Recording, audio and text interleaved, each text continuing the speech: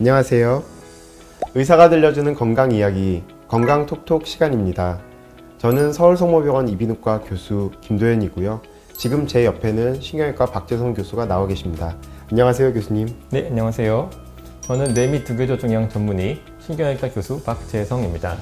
저희는 뇌하수체 협진팀으로 뇌하수체 및 두개조 종양 내시경 수술을 함께 진행하고 있습니다.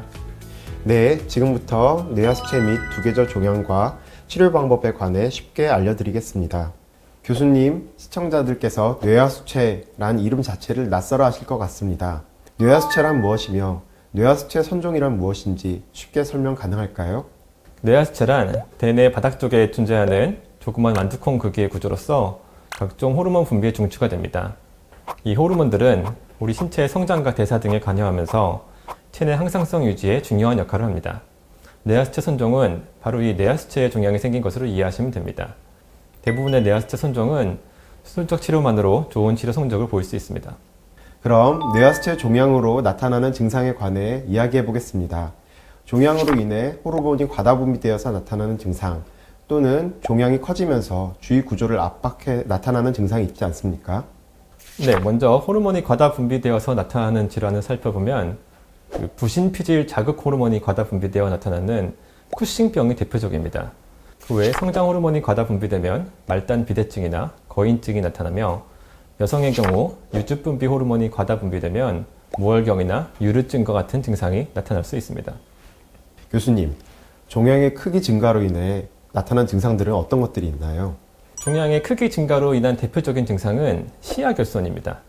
종양이 뇌하수체 상부의 시신경 교차를 압박하면서 시야가 양 바깥쪽부터 중심부 방향으로 좁아지는 것이 특징입니다. 그 외에 물체가 겹쳐서 보이는 복시 등의 증상도 나타날 수 있습니다. 혹시 응급으로 병원을 방문해야 할 특별한 증상이 있을까요? 뇌하수체 종양에서 갑작스러운 출혈성 괴사가 발생하는 경우 심한 두통과 구토, 급격한 시력 저하는 물론 저혈압이나 의식 저하 등의 증상도 나타날 수 있습니다. 이런 경우를 뇌하수체 졸중이라고 하며 응급으로 병원에 내원해야 합니다. 뇌하수체 선종의 치료는 일부 약물 치료가 가능한 경우를 제외하고는 대부분 수술적 치료가 주가 됩니다. 오늘은 그에 대해 집중적으로 알아보도록 할까요? 뇌하수체 종양 수술은 최근에는 내시경을 활용한 비강내 접근 수술로 치료하는 것이 일반적입니다. 우리는 코로 숨을 쉬기 때문에 코 안이 뻥 뚫려 있는 공간이라고 생각하기 쉽지만 실제로는 코 안에서도 복잡한 구조물들이 있어서 이들을 최대한 보존하며 수술하는 것이 중요합니다. 최근에는 코안 구조물의 손상을 최소화하기 위해서 양쪽 콧구멍을 이용해서 그리고 가능하다면 코 중격 점막을 살리는 방법을 사용해서 수술을 하고 있습니다. 비강 내시경을 통한 뇌하수체 수술은 환자 회복 기간이 빠르고 보다 정밀한 수술이 가능한 것 등 여러 가지 장점이 있습니다. 하지만 이 수술 방법이 위험이나 부작용은 없는지 걱정하는 환자분들도 계시는데요. 지금부터 그에 대한 이야기를 나눠보도록 하죠. 네, 비강내 접근을 통해 뇌하수체 수술을 하는 경우 코 안을 지나서 묵은 공간인 뇌수술을 해야 되기 때문에 전통적으로 감염 관련 위험성이 가장 높았습니다. 다만 최근에는 수술 기법과 항생제 치료의 발전으로 관련 후유증은 대부분 조절이 가능합니다. 그 외에 드물지만 뇌하수체 기능 저하나 주변 신경 기능 악화 등이 후유증으로 발생 가능합니다. 오히려 제 입장에서는 수술 과정에서 지나는 코 관련 후유증이 좀 더 빈번한 것 같은데요. 김도현 교수님께서는 어떻게 생각하세요? 네, 여러분들이 잘 아시다시피 코는 숨을 쉬는 기능 이외에도 냄새를 맡는 기능도 가지고 있습니다. 코 안을 통해 수술을 하다 보면 후각신경이 분포해 있는 점막을 지나 수술을 진행하게 되는 경우도 빈번한데요. 최근에는 후각 점막을 보존하며 수술하는 방법들이 도입되고 점막을 보존하는 기술들이 적용되고 있습니다.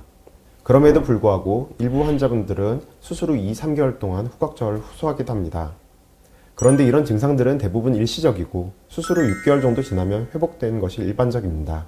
하지만 일부 환자분들은 후각저하가 지속되는 경우가 있긴 하고요. 코안 구조물 변화로 인해 비음을 호소하시는 경우도 있어서 그런 분들을 체계적으로 관리하는 것도 저희 이비인후과가 할 일입니다. 최근에는 내시경 성능의 향상과 관련 해부학적 지식 및 수술 술기의 발전으로 그 외 다양한 두개조 종양에 대해 내시경 수술을 시행하고 있습니다. 김도현 교수님, 두개조에 발생하는 종양 중에 특징적인 종양에 대해서 이야기해 보도록 하죠. 우선 시청자들께 두개조가 무엇인지 설명드려야 할 것 같은데요. 두개조는 뇌를 둘러싸고 있는 뼈의 바닥 부분입니다. 머리 한가운데 부분이기 때문에 접근하기는 수술 난이도가 높고 예후가 좋지 않아 예전엔 많은 의사들이 치료하기 꺼려하는 부위였습니다. 다만 앞서 언급한 바와 같이 장비와 술기의 발전으로 좁은 공간에서 외부 상흔 없이 두개조 수술을 할 수 있게 됨에 따라 현재는 내시경 수술이 두개조 수술의 한 축으로 자리 잡게 되었습니다. 종양에는 크게 양성 종양과 악성 종양이 있는데 먼저 흔히 볼 수 있는 양성 종양에는 어떤 것들이 있는지 박재선 교수님 설명 부탁드립니다. 내시경 수술을 시행하게 되는 대표적인 종양은 두개인두종, 수막종 등이 있고 빈도는 다소 떨어지지만 신경초종 등도 있습니다. 대부분의 종양 수술에 있어 종양 절제율은 궤도 수술과 비슷하게 보고되고 있지만 전체적인 수술 시야를 확보한 채 수술을 할 수 있다는 장점 때문인지 시력이나 시야 회복에는 조금 더 유리하다는 보고가 많습니다. 종양이 광범위한 경우에는 적용이 제한될 수 있지만 궤도 수술보다 내시경 수술이 환자의 재원 기간도 짧아지고 일상 회복에 유리합니다. 신경외과에서 접하게 되는 종양 중에서 흔히 암으로 알고 계시는 악성 종양은 어떤 것들이 있지요? 암으로는 전이암, 림프종 등이 발생 가능하며 두개조 내시경 수술의 역할이 중요한 질환으로는 주로 뼈에서 기원하는 석삭종과 연골육종 등이 있습니다. 이들은 내 귀저부 중에서도 중앙 쪽에 호발하기 때문에 다른 궤도 두개조 접근법보다 비강 내 두개조 접근이 유리합니다. 수술적 제거 정도는 치료에 있어서 가장 중요한 예우인자로 적절한 훈련을 받은 전문가에게 제대로 수술받는 것이 필수입니다.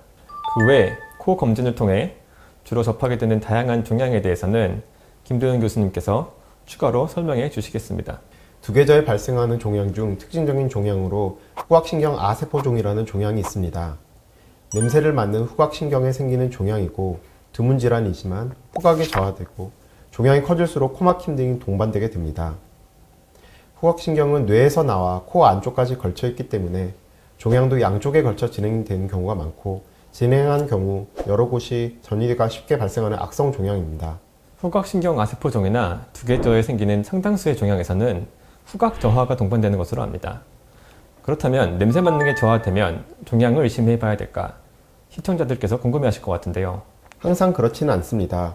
경력과 신체 검사를 하고 종양이 의심되는 경우에는 MRI, CT를 찍어 확인해 보게 됩니다.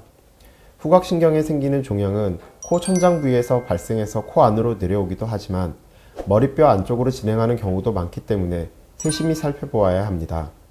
코 관련 증상이 나타나는 또 다른 경우가 있다면 어떤 경우일까요?